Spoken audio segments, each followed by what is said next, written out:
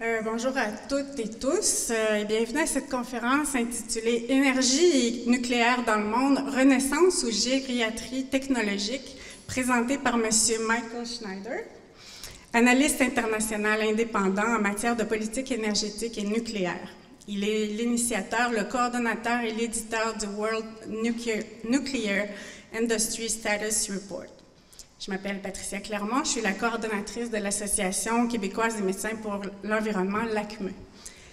Cet événement est rendu possible grâce aux contributions financières et logistiques de l'Institut des sciences de l'environnement de l'Université du Québec à Montréal, de Greenpeace, du regroupement des organismes environnementaux en énergie, de Nature Québec, du regroupement Vigilance Hydrocarbures Québec, de la Fondation David Suzuki et de l'Association québécoise des médecins pour l'environnement.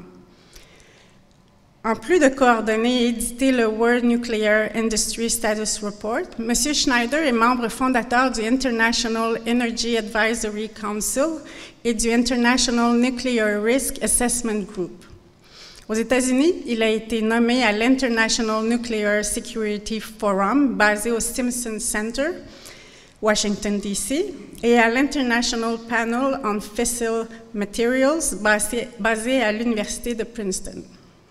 De 1998 à 2003, Michael Schneider a été conseiller du cabinet de 2 ministres français de l'Environnement et du ministre belge de l'Énergie et du Développement durable. De 2000 à 2010, il a été conseiller occasionnel du ministère allemand de l'Environnement. Il a aussi été auditionné par ou a donné des briefings dans des parlements nationaux de 16 pays et a conseillé des membres du Parlement européen de 4 groupes politiques différents au cours des 35 dernières années. Il a aussi donné des conférences ou enseigné dans plus de 20 universités et écoles d'ingénieurs dans plus d'une dizaine de pays.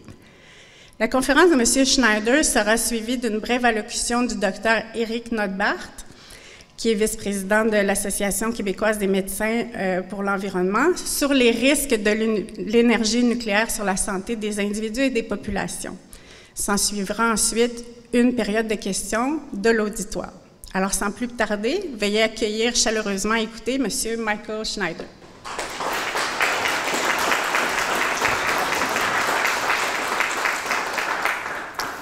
Merci beaucoup pour cet accueil, pour cette introduction. Je suis très reconnaissant aux différentes organisations qui sont à l'initiative de cette conférence.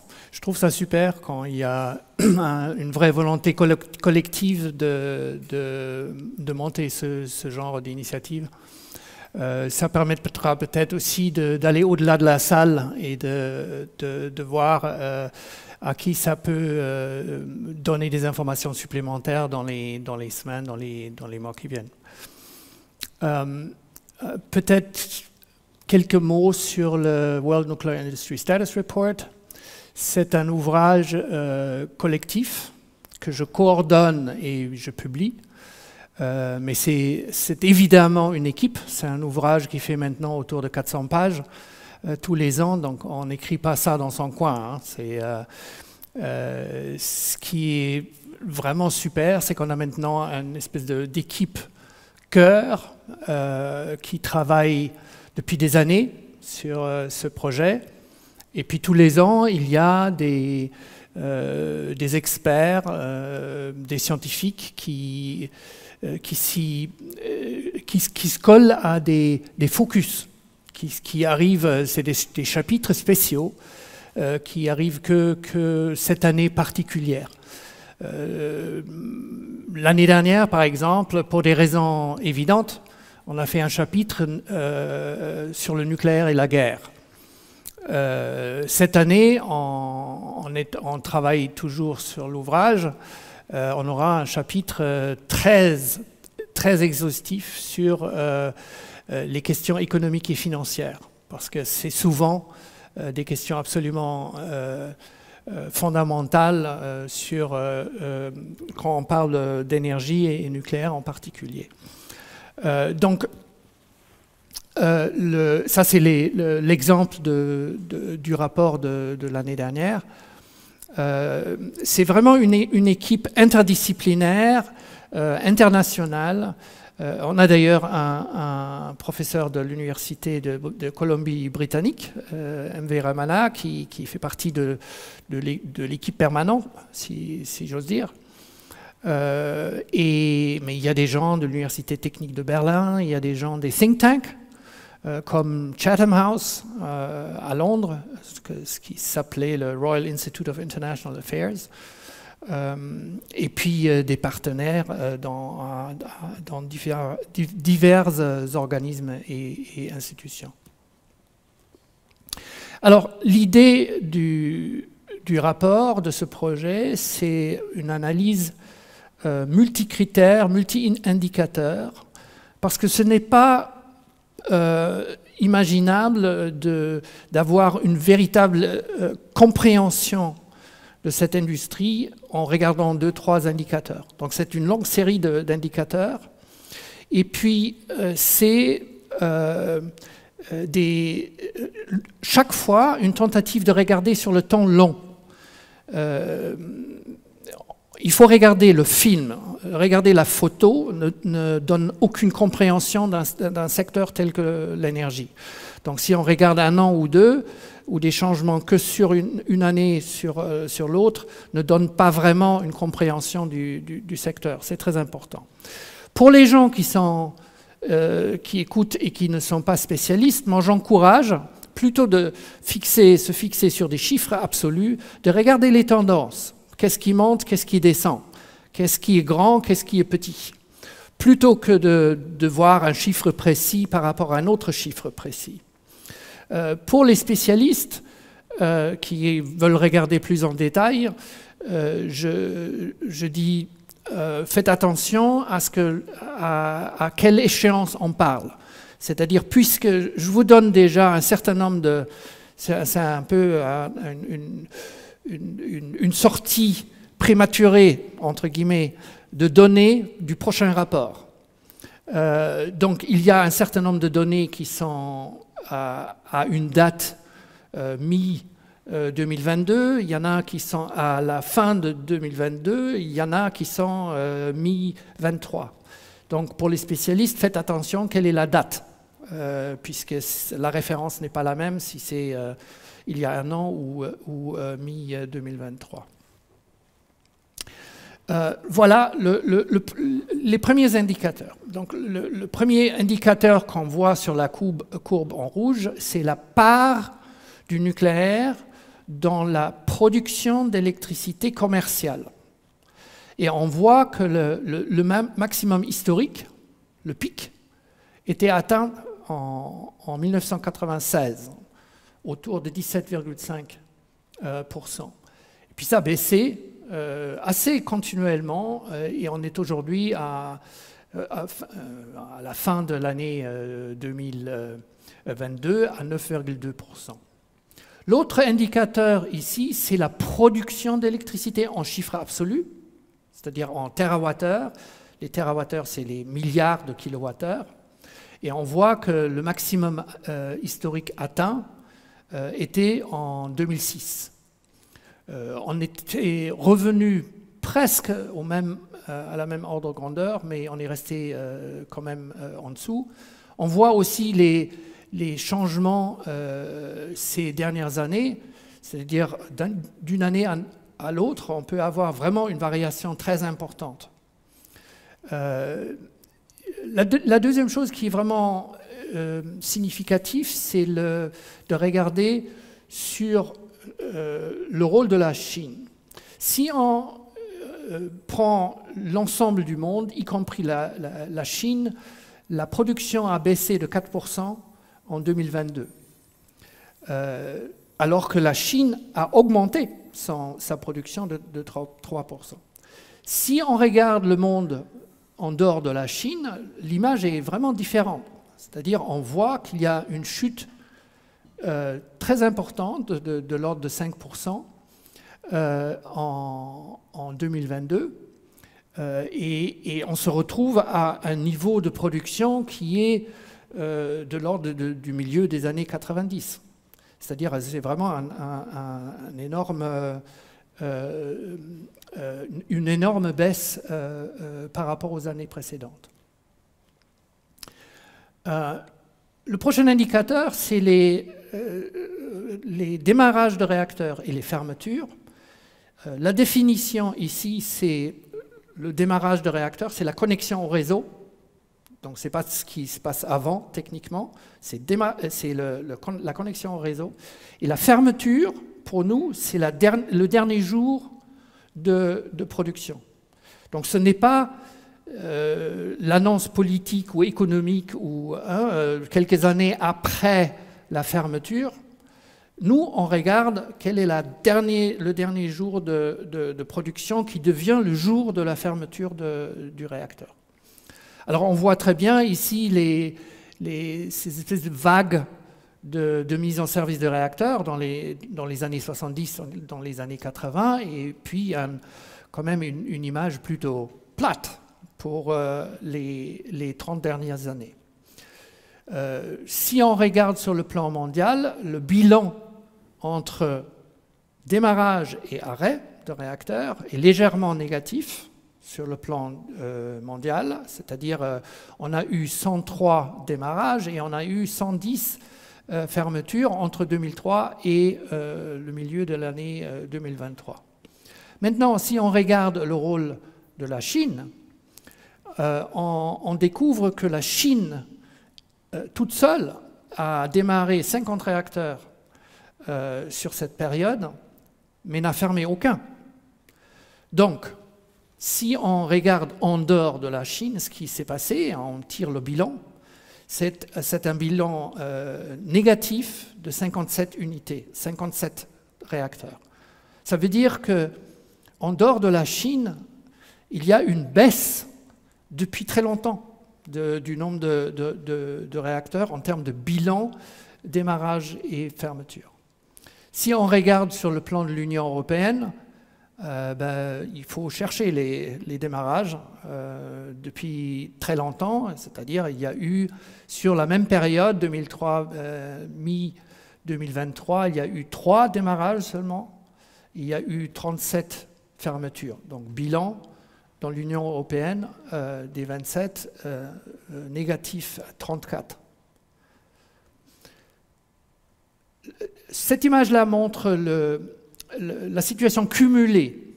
Donc, on voit bien cette espèce de montée en puissance du nombre de réacteurs en bleu jusqu'à la fin des années 80 et le plateau qui dure jusqu'à l'année 2010. Et puis, il y a eu les événements de Fukushima au Japon. Et donc, il y a eu cette rupture, cette baisse drastique. Et puis, une légère remontée depuis en termes du nombre de réacteurs. Mais c'est un bon exemple pourquoi il faut regarder les longues séries. Si vous regardez qu'à partir de 2010, on a l'impression, oui, il y a eu une petite baisse et puis après, ça a remonté. Si on ne met pas ça dans un contexte de série longue, on ne voit pas qu'en fait, mi-2023, 407 réacteurs en service. On a eu en 1989 déjà 418. C'est-à-dire on est déjà en 1989, on était déjà supérieur à ce qu'on a maintenant en service.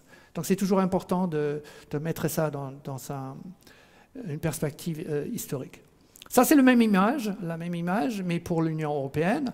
Et on voit, cette année de 89 était déjà la pointe en Europe.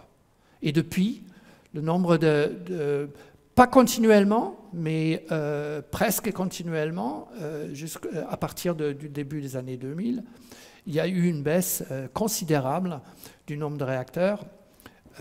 Et on est aujourd'hui en dessous de 100 réacteurs comparé à 136 à la pointe. Prochain indicateur, les réacteurs considérés comme en construction. La construction, ça veut dire quoi? Ça veut dire un réacteur où on débute la cimentation, le bétonnage des fondations du bâtiment réacteur. C'est assez précis comme définition. C'est-à-dire on ne compte pas tous les travaux jusque-là. C'est-à-dire tout ce qui est procédure déjà. il faut autoriser la construction. Donc il y a toute une phase d'investigation, il y a les études d'impact, etc., etc. Il y a la préparation du site. Tout ça, ce n'est pas inclus dans la durée de construction, puisque la construction débute, techniquement parlant, la définition, c'est le début du bétonnage des fondations du bâtiment réacteur. Gardez ça en tête quand on parle de délai, parce que ce n'est pas la même chose. Quand on parle de durée de construction, ce n'est pas durée de projet. Ce n'est pas la même chose. Ça, c'est la première chose. La deuxième chose, c'est qu'on voit que la pointe des réacteurs considérés en construction était déjà en 1979. Avec aujourd'hui un niveau à 58, c'est-à-dire on est grosso modo à un quart de ce qu'il y avait déjà à fin des années 70. Un quart. Pas un peu moins, un quart. L'autre chose qui est importante, un réacteur qui est considéré en construction, ça n'est aucune garantie qu'il va jamais produire de l'électricité. Ça sonne bizarre, mais c'est comme ça. Un réacteur sur 8 qui était dans ces statistiques n'ont jamais produit d'électricité. C'est-à-dire, des fois, on a abandonné des réacteurs après quelques pourcents de construction. Des fois, on les a abandonnés à 100%. C'est-à-dire, on a construit un réacteur de A à Z et on a décidé, pour des raisons légales, pour des raisons politiques, pour des raisons de sûreté, de ne pas le mettre en service. C'est le cas pour un réacteur, par exemple, en Autriche, fin des années 70. C'est le cas pour un réacteur en Allemagne, des réacteurs qui ont été vraiment finis et n'ont pas été mis en service. Donc les 48 sur les 234 n'ont jamais vu le jour, si j'ose dire, c'est-à-dire ils n'ont jamais produit d'électricité. Et bien que c'était un phénomène qui s'est un peu estompé à travers les années, ce n'est pas complètement terminé. On a eu des cas, par exemple, aux États-Unis, en 2017, on a abandonné 2 réacteurs en construction après avoir dépensé de l'ordre de 10 milliards de dollars US. Donc maintenant, les 10 milliards, ils sont dans la pluie quelque part. Et d'ailleurs, les consommateurs d'électricité continuent à payer pour le projet. Il y a eu au moins 9 augmentations des tarifs d'électricité pendant la période de construction, parce qu'on a essayé de financer la construction à travers les augmentations, notamment. Et puis, le constructeur Westinghouse a fait faillite et le projet a été abandonné. Donc, ce n'est pas complètement terminé. Ça existe toujours. 2017, ce n'est pas il y a si longtemps. Hein. Alors, le prochain indicateur, c'est les débuts de construction. Non, pardon. On prend le même schéma et on regarde le rôle de la Chine. Et comme on avait vu le chiffre cumulé sur les 2 dernières décennies, on regarde ça historiquement depuis le début du programme chinois et on regarde l'image hors Chine. Et en fait, c'est vraiment très intéressant parce qu'on se rend compte que les réacteurs qui sont aujourd'hui considérés en construction 35 dans le reste du monde, enfin en dehors de la Chine, c'est moins que ce qu'on avait déjà en début des années 60. Ça, c'est la relation historique. C'est comme ça qu'il faut le voir, hein, l'historique de l'industrie. Alors, ça, c'est d'essayer de comprendre sur les 58 réacteurs où est-ce qu'ils sont construits et qui les construit. Et en fait, on se rend compte que,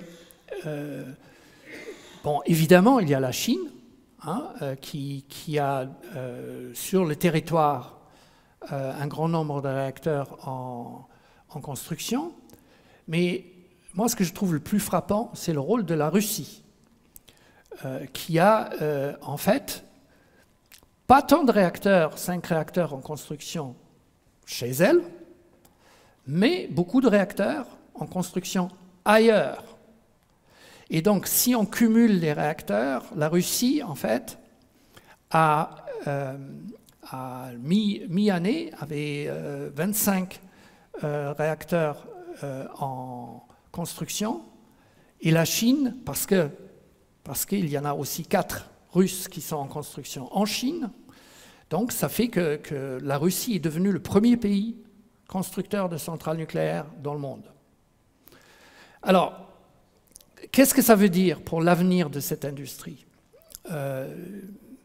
Il se trouve que les constructeurs chinois, les 2 principaux constructeurs, CGN et CNNC, ont été blacklistés par l'industrie, par le gouvernement américain.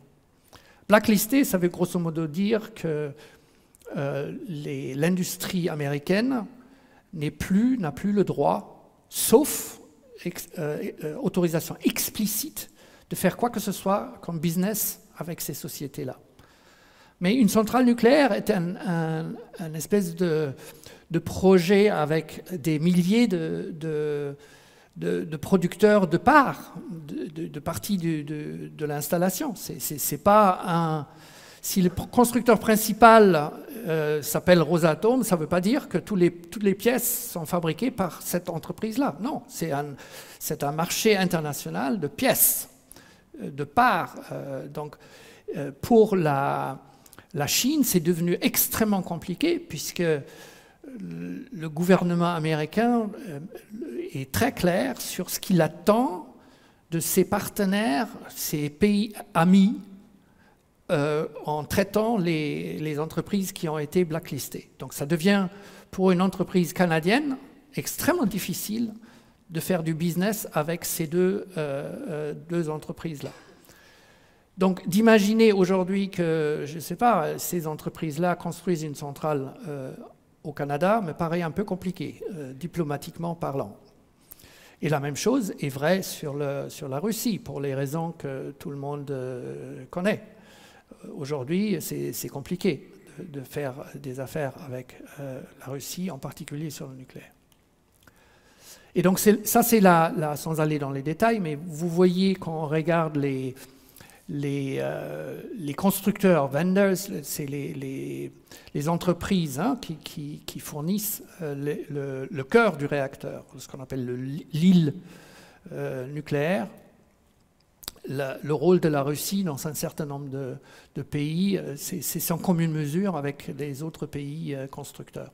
Les débuts de construction dans l'Union européenne, et comme on a vu, les constructions, il n'y en a quasiment pas eu, des mises en service, il n'y en a pas eu, et on voit que les débuts de construction, il y en a eu 2.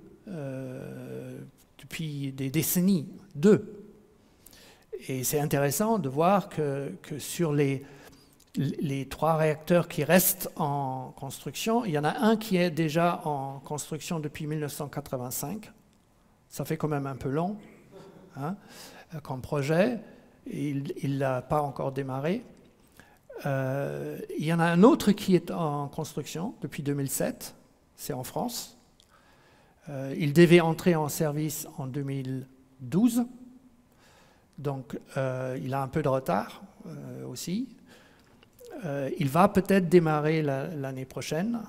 Il faut toujours voir, on ne sait pas.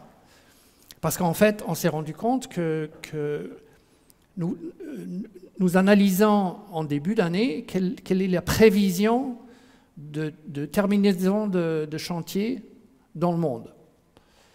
Et pour l'année 2022, il y avait prévu de connecter au réseau dans différents pays, au total, 15 nouveaux réacteurs. Et en réalité, on a connecté, je crois, 7 réacteurs. Donc, c'est très intéressant parce que ça veut dire quoi? Ça veut dire que même la dernière année de construction, l'industrie a beaucoup de mal à prédire le délai jusqu'à la terminaison du chantier. Supposer la dernière année. Et on se rend compte souvent, il y a un an de plus, il peut y avoir plusieurs années de plus, alors que c'était déjà dans la planification de démarrer bien avant. C'est-à-dire, on ne parle pas forcément seulement de quelques mois de délai, ça peut être des années plus tard que envisagé, en début d'une certaine année. Alors, si on ne construit pas, c'est évident que la moyenne d'âge des flottes, des parcs nucléaires, vieillit. Alors, le seul pays au monde qui a un parc consistant, je ne parle pas des réacteurs individuels, là il y en a qui ont été mis en service en mettant en Bélarus où ces 2 réacteurs, c'est des toutes petites flottes, mais les grandes flottes des top 5, seule la Chine a une moyenne d'âge en dessous de 10 ans. La Corée du Sud, si on regarde par gamme comme ça, c'est en dessous de 25 ans. La Russie, c'est vraiment le seul pays qui a réussi à travers des arrêts de vieux réacteurs et le démarrage de quelques nouveaux réacteurs, de baisser pendant quelques années la moyenne d'âge. Là, c'est reparti à la hausse. Si on regarde le suivant, la France, alors là, c'est net, hein, c'est tout droit, hein, c'est une droite depuis le milieu des années 80. C'est depuis ce moment-là que la moyenne d'âge augmente en France. On regarde les États-Unis, c'est exactement le même schéma, sauf que ça commence 10 ans plus tôt. C'est-à-dire, grosso modo, depuis les années 70, le parc américain vieillit. Si on regarde sur le plan de la moyenne du monde, grosso modo, ça n'a jamais changé en fait. Depuis le début de l'ère nucléaire, ça vieillit. C'est assez intéressant parce que ça veut dire qu'il n'y a jamais eu en fait une rupture comme il y a eu pendant quelques années en Russie, mais pour l'ensemble des pays ou pour les top 5, c'est vraiment atypique. En règle générale, ça vieillit. Alors, ça donne en cumulé quoi? Sur 411 réacteurs en début d'année, la moyenne d'âge était au-delà de 31 ans. De l'autre côté, on voit que les réacteurs très âgés, c'est-à-dire au-delà de 51 ans, il y en a une dizaine, et ça, on y reviendra peut-être, parce que c'est aussi de voir si on regarde l'extension de la durée de vie des réacteurs, quelle est l'expérience industrielle. On regarde sur l'Union européenne, c'est plus que la moyenne mondiale. Et puis le Canada, ben, c'est encore plus vieux. C'est-à-dire la moyenne d'âge des 19 réacteurs au Canada, c'est maintenant 40 ans. La moyenne d'âge, 40 ans. Je ne sais pas si vous imaginez ce que ça signifie, parce qu'on balance toujours des chiffres ou des... Mais 40 ans, vous savez comment étaient les voitures il y a 40 ans? Je veux dire, quelle gueule avaient des voitures il y a 40 ans? Je veux dire, c'était quoi comme technologie? Ben, ma foi, ça c'est la moyenne d'âge des réacteurs nucléaires au Canada. Et moi je ne sais pas, mais il y a 40 ans, les voitures étaient vraiment très très différentes, hein, je veux dire technologiquement parlant. Alors, je reviens à la question de ce qu'on peut attendre comme durée de fonctionnement, puisque on fait miroiter l'idée qu'en fait, on peut les faire tourner 60 ans, peut-être même 80, peut-être même 100 ans. Il y a déjà maintenant des gens qui parlent, peut-être on peut les faire. Bon. La réalité était que sur 5 ans, la moyenne d'âge des réacteurs qui ont été arrêtés, et c'est 29 réacteurs, en 5 ans, donc ce n'est pas négligeable. La moyenne d'âge était de l'ordre de 42 ans. Donc on ne sait pas en fait, on n'a pas d'expérience des très grandes durées de fonctionnement, et comme on a vu, dans le monde, il y a une dizaine de réacteurs qui a dépassé les 51 ans. Alors, SMR. Vous avez déjà entendu parler des SMR? C'est Small Molecular... Small Modular Reactor. C'est en fait une idée assez surprenante parce que c'est un peu comme retourner au début de l'ère nucléaire. Parce que d'abord, on a construit des petits réacteurs. C'est comme ça que l'histoire de l'électricité nucléaire a commencé. On a fait des petits réacteurs et on les a agrandis, de plus en plus grands. Pourquoi? Ben pour une idée très simple, c'est les économies d'échelle. Hein. Je veux dire, on a dit, ben oui, si on fait déjà une installation complexe, autant qu'elle produise plus. Parce que ça coûte cher en capital, donc voilà, on concentre tout, on fait... Au lieu d'avoir une turbine pour chaque petit machin, ben on a une grosse turbine. Parce que ce n'est pas seulement la question nucléaire, c'est le plus grand coût, en fait, c'est le reste de la centrale. C'est même pas l'îlot nucléaire. Et puis, ben voilà, il y a des gens qui ont dit, ben, en fait, un des grands problèmes qu'on a, c'est de soulever suffisamment de financement, de capitaux, pour financer un grand réacteur. Donc, en fait, on va faire des petits réacteurs à nouveau, parce que c'est moins d'argent. C'est pas moins cher, mais c'est moins d'argent. Donc, on ouvre plus de voies de financement qu'avec beaucoup d'argent, beaucoup d'apports de capital. Mais, en fait, on se rend compte qu'il y a une espèce de fantasme. C'est vraiment du fantasme. Parce que les SMR n'existent pas. Les SMR, il y en a 4 dans le monde qui fonctionnent. 2 en Chine, 2 en Russie. Ça vous rappelle peut-être quelque chose de ce que j'ai raconté avant. Je veux dire, il y a la Chine, il y a la Russie. Alors, on y va revenir sur la performance. Mais ça, c'est la première chose. Il n'y a que 4 qui fonctionnent. C'est toujours très discutable de raisonner en Est et en Ouest, hein, mais j'ai fait abstraction de tous les reproches qu'on peut me faire, et j'ai essayé, pour simplifier, classer en Est et Ouest la présence des projets ou des réalisations. Et en fait, on se rend compte qu'à l'Ouest, donc 0 en fonctionnement, il y en a un en construction en Argentine, depuis 2014, je crois que la dernière date, parce que ça change tous les ans, la dernière date de prévision de mise en service, je crois, c'est 2027. On verra. Peut-être ça changera l'année prochaine. Et puis, on a un design qui a été certifié aux États-Unis pour un réacteur, un module de 50 MW, mais ils se sont dit, ça coûte trop cher au mégawatt, donc il faut le faire plus grand. Ça rappelle aussi un peu l'histoire, non? Donc, ils sont passés de 50 à 60 et de 60 à 77 mégawatts par module. Et puis, ils ont dit, ben, c'est quasiment la même chose, hein, je veux dire, hein, c'est un petit peu plus grand.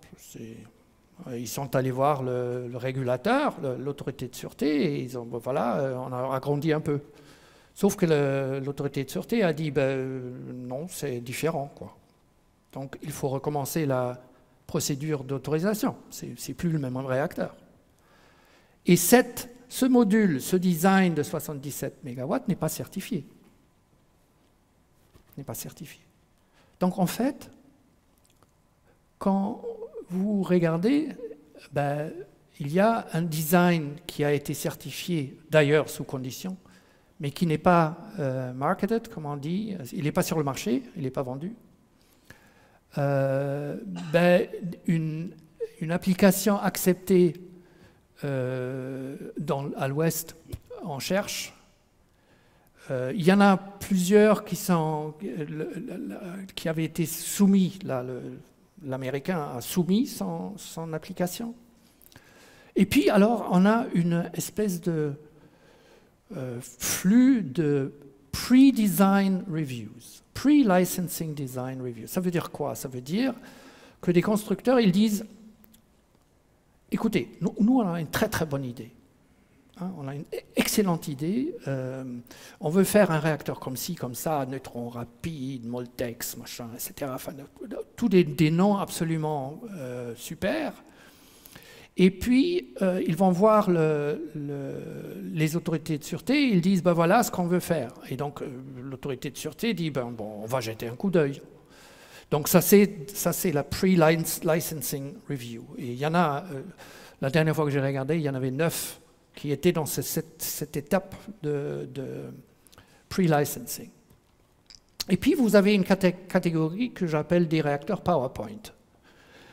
C'est-à-dire, rien soumis, c'est joli, hein, ça porte en général des noms absolument incroyables, c'est très beau, c'est coloré, mais c'est des boîtes vides. Je veux dire, il n'y a pas d'ingénierie, il n'y a pas de travail fait, donc ils ne sont absolument pas en état pour dire bah, demain on va commencer la construction.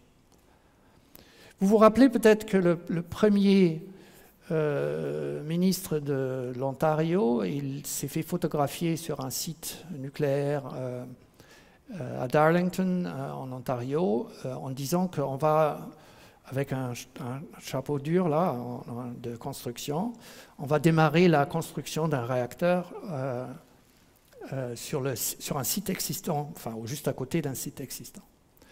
Ben, en fait, ce réacteur, qui doit être un BWRX, n'existe pas, il n'est pas certifié, il n'y a pas d'autorisation de construction, il n'y a rien en fait.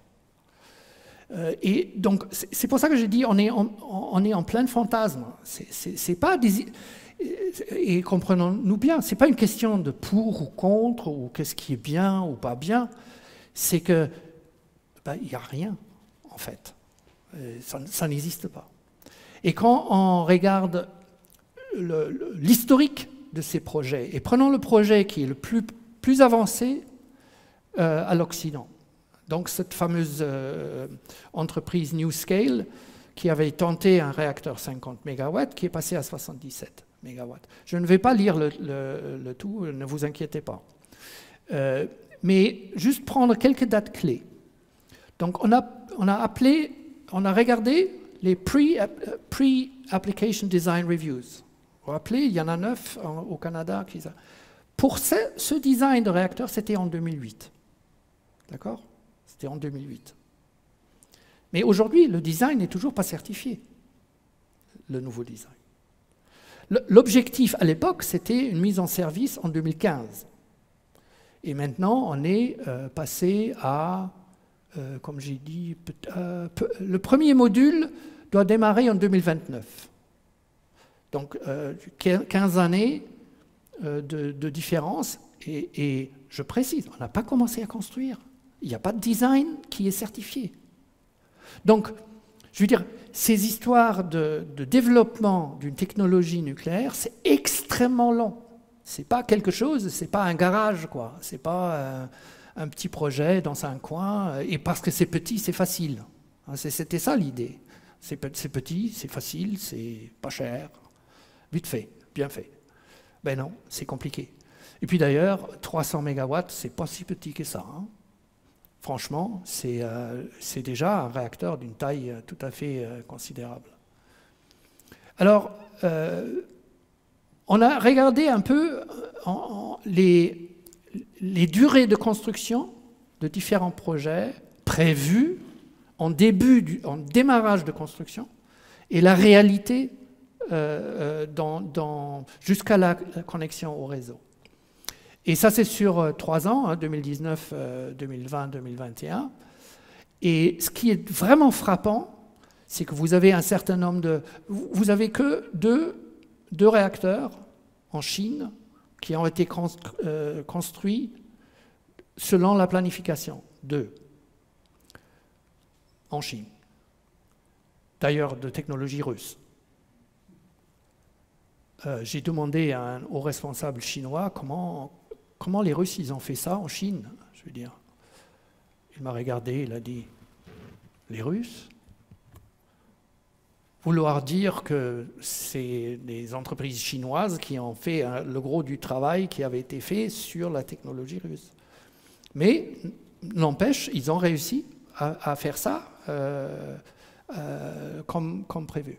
Mais vous voyez que tous les autres exemples dépassent, si ce n'est pas des mois, des années de durée de construction par rapport à la prévision. Et les exemples qui frappent vraiment l'œil, c'est les SMR. C'est-à-dire en Chine, ce qui devait entrer en service en 4,2 années, ça a mis plus de deux fois plus de temps. En Russie, les deux dont j'ai parlé plus tôt, la construction devait durer 3,7 ans, ça a duré 12,7 ans. Donc même, et je dis même en Russie et en Chine, ça n'a pas vraiment marché comme prévu. Je veux dire, facile à construire, rapide à construire, etc. Non, pas tellement. Hein. Donc la réalité industrielle est différente. Maintenant, quand on regarde, on compare avec l'évolution des technologies des grands réacteurs, en fait, on trouve des histoires de délais des dizaines d'années. Je veux dire, quand on voit sur un design d'un réacteur de 1000 MW, il s'appelle AP1000 et c'est le réacteur de Westinghouse, c'est la technologie qu'ils ont abandonnée sur un site aux États-Unis. Hein, c'est la même technologie. Alors, on se rend compte qu'au début, il disait, en 2006, il disait que c'est tellement génial, le procédé qu'on a développé, qu'on construit ça en 36 mois, 3 ans. Ça, c'était la promesse. En fait, on se rend compte que ça dure un peu plus longtemps que ça, hein, parce que le réacteur qui n'a pas été... il y a 2 réacteurs de site, disons, plutôt, VC Summer, qui a été abandonné, et Vogtle 3 et 4. Et le premier réacteur du 2e site, donc Vogtle, a été mis en service cette année. Le délai à partir de la construction est de 7 ans, avec tous les délais qu'on voit qui se sont passés avant la construction. Il y a déjà des délais. On est déjà en retard avant d'avoir commencé. Et la même chose est vraie pour le projet EPR, qui est European Pressurized Water Reactor, qui est, disons, le modèle européen franco-allemand de grands réacteurs qui avait été développé. C'est une histoire assez similaire.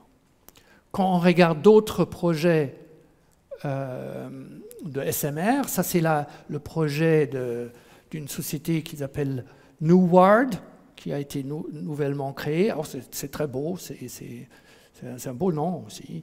C'est donc une filiale d'EDF, d'Électricité de France, plus grand producteur nucléaire au monde. Et en fait, ce que je trouvais intéressant, c'est les phases définies. Donc ils sont en train de faire le basic design. C'est vraiment la base essayer de remplir la boîte vide. D'accord ? Ça, ils ont commencé maintenant. Le detail design, l'étape après, doit être terminée vers 2029. Après, on entre en construction 2030. Et c'est intéressant parce que la flèche est ouverte. Hein.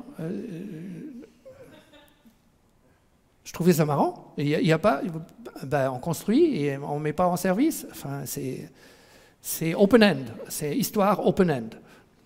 Mais si on compare ça avec le Canada, le Canada prétend vouloir mettre en service un réacteur en 2029. C'est-à-dire les Canadiens estiment qu'ils sont tellement meilleurs que les Français qu'ils vont alors au moins faire 6 ans mieux que les Français. Je trouvais ça étonnant. Moi je ne connais pas de justification ou d'explication technique pour ça. Je vais accélérer un peu. Alors, dans le rapport annuel, on a toujours, à côté des chapitres focus, on a des pays qu'on regarde plus particulièrement que d'autres. Et moi, ce que je vais vous montrer là, c'est quelques blips comme ça de différents pays, avant de faire une brève comparaison entre le nucléaire et les renouvelables. Ça, c'est l'évolution du système allemand entre 2010 et 2022. Pourquoi? Parce qu'en 2011, donc suite aux événements de Fukushima, l'Allemagne a décidé de sortir du nucléaire. Et vous pouvez trouver autant de citations que vous voulez dans les médias que c'était facile pour l'Allemagne de sortir du nucléaire parce qu'il y a la grande France à côté et ils peuvent, pour pas cher, importer du courant. Et puis d'ailleurs, ils ont remis des centrales au charbon en service. Enfin, c'est une catastrophe, c'est un échec total de la stratégie allemande. C'est pour ça qu'on s'est dit, on regarde l'état des choses. Donc, qu'est-ce qui s'est passé entre 2010, donc l'année avant la sortie du nucléaire, et la fin de l'année, enfin le bilan de l'année 2022. Et on se rend compte que la part du nucléaire, la production de nucléaire, l'unité c'est en milliards de kilowattheures, en terawattheures, a évidemment très fortement baissé, mais qu'en parallèle, la réduction de la production d'électricité par des énergies fossiles a baissé pratiquement autant. Pratiquement autant. Et alors comment ils ont fait? C'est ça la question. Hein, et c'est en fait une combinaison d'une augmentation, encore une fois, ce n'est pas des chiffres totaux, c'est l'augmentation, c'est le différentiel entre 2010 et 2022. Donc ils ont augmenté de près de 150 TWh la production par les renouvelables, et ils ont baissé, et ça c'est capital, ils ont baissé la consommation de l'ordre de 68 TWh. C'est comme ça qu'ils ont fait. Et ils se sont gardés le luxe d'exporter encore plus d'électricité qu'ils ont fait à l'époque. Alors, par rapport aux fantaisies qui existent, ça c'est une image typique qu'on peut trouver comme ça. C'est que les fous, les Allemands, voilà, ils importent du courant de la France, du courant nucléaire bien sûr, et ils font tourner leur éolienne avec le courant français. En fait, quand on regarde la réalité de l'échange d'électricité entre ces deux pays, en 2022, on se rend compte que l'Allemagne a exporté net 15 TWh à la France. Donc c'est exactement l'inverse. C'est l'Allemagne qui a approvisionné la France et non pas la France l'Allemagne. Ça c'est le bilan, et je ne sais pas si j'aurai le temps de passer par tout ça. Peut-être le propos. On voit que sur les nouvelles constructions, il ne se passe pas grand-chose. Donc, il y a des idées de dire on va prolonger la durée de vie des réacteurs qui existent, puisque c'est meilleur marché que de construire nouveau, c'est plus vite, ça va plus vite. Il y a même des gens qui ont des idées de faire recommencer à produire un réacteur qui n'a pas produit depuis 10 ans. Vous imaginez? Je ne sais pas quel pays, mais il paraît que c'est au Canada. C'est assez étonnant comme idée, puisque ce n'est pas un réacteur qui a été arrêté en vue d'être redémarré, donc où on fait pendant 10 ans tous les travaux nécessaires pour maintenir, pour garder les équipes, comme on l'a fait au Japon, par exemple. Il y a un certain nombre de réacteurs qui n'ont pas produit depuis 10 ans. Mais pendant ces 10 ans, les équipes étaient sur place. Et les installations ont été entretenues, etc. Ce qui n'est pas du tout le cas pour Gentilly. Qui, par ailleurs, il a quand même tourné 40 ans. Hein. Et c'est intéressant parce que quand vous imaginez, c'est un réacteur qui a été mis en service en 1982. D'accord ? On a commencé à le construire en 1974. D'accord ? Et en 2023, on dit on va le redémarrer. C'est quand même étonnant, non ? Je veux dire, réfléchissez à une autre forme de technologie, enfin, restons sur la voiture. Hein. Une voiture qu'on a mise en vente au milieu des années 70. Hein, c'est comme ça qu'il faut le voir en termes technologiques. Et on dit aujourd'hui, ben, on va le réactiver, hein, on va voir, etc. Bon, étonnant. Mais l'autre question se pose sur la performance des réacteurs vieillissants qui sont toujours en fonctionnement.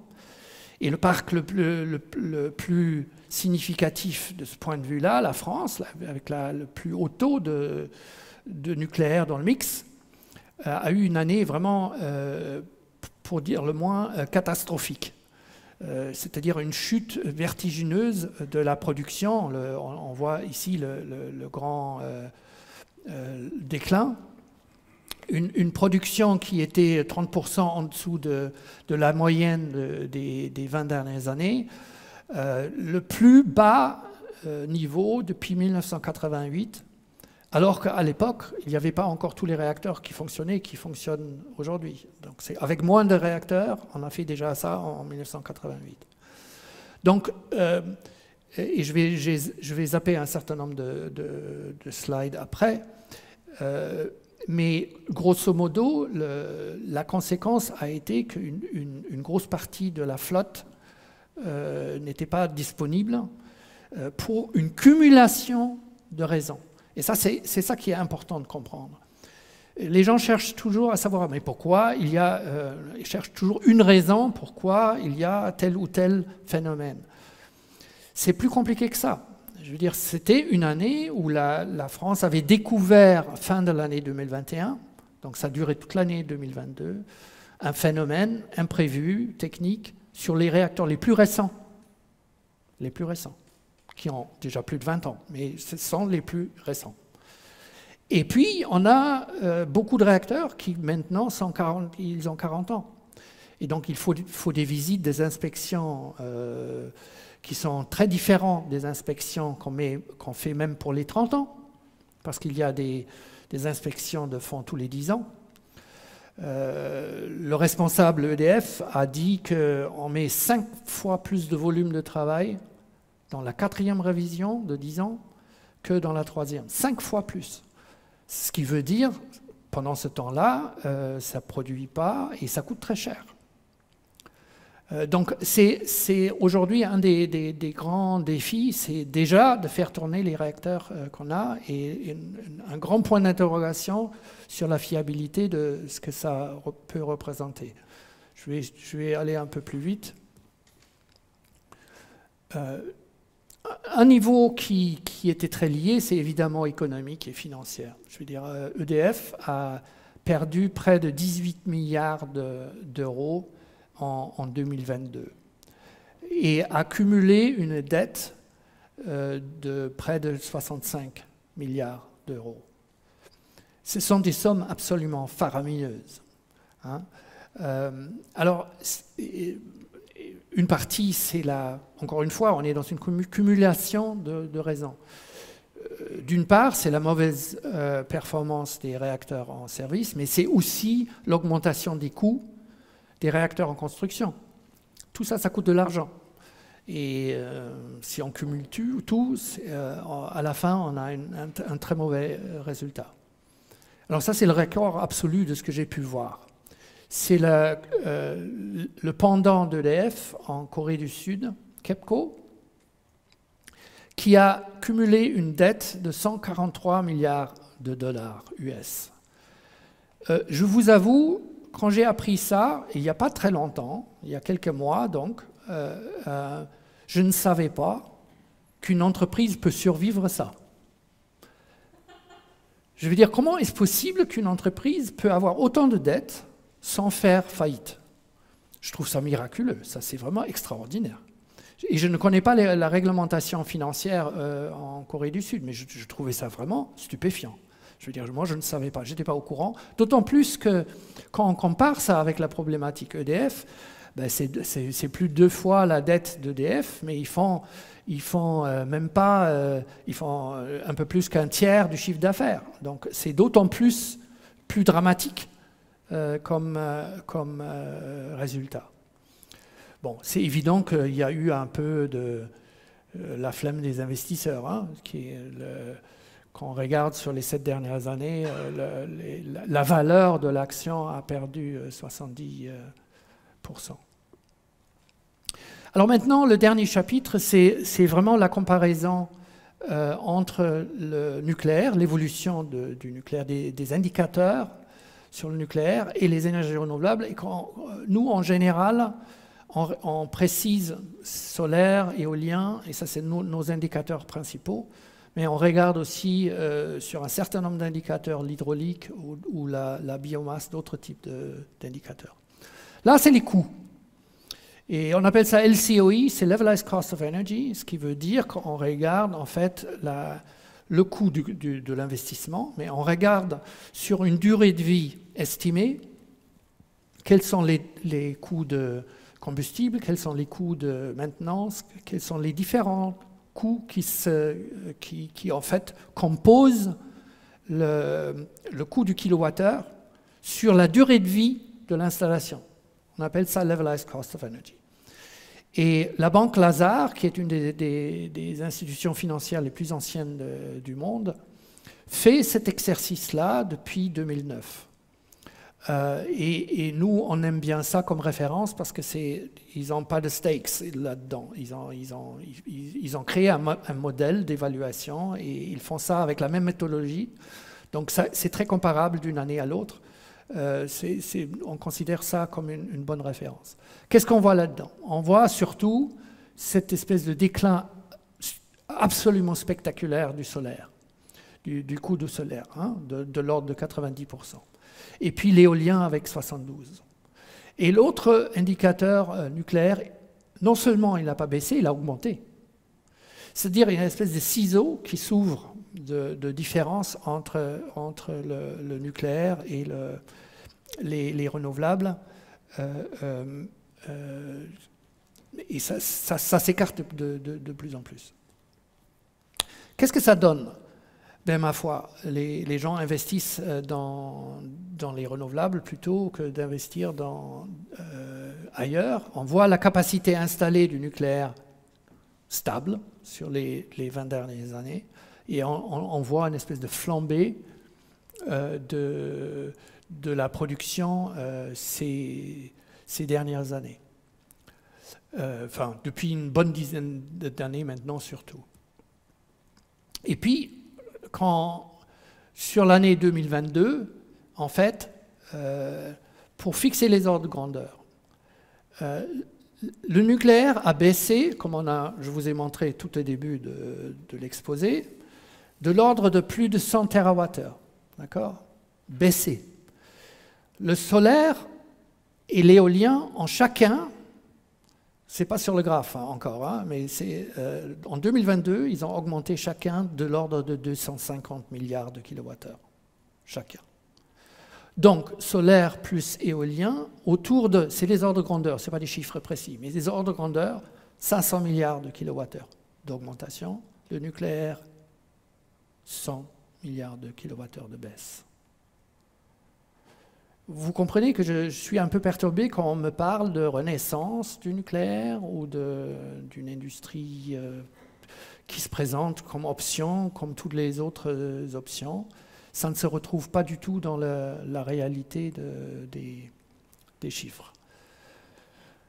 Peut-être l'exemple de l'Union européenne, où on a un phénomène très intéressant en 2022. C'est la première fois qu'en fait, le solaire plus éolien produisent plus d'électricité que le nucléaire, que l'éolien et le solaire. Et on est bien en production, on n'est pas en capacité installée. C'est vraiment ce qui sort des des centrales. Si on regarde la Chine, c'est vraiment, comme j'ai dit, l'exemple le plus épatant.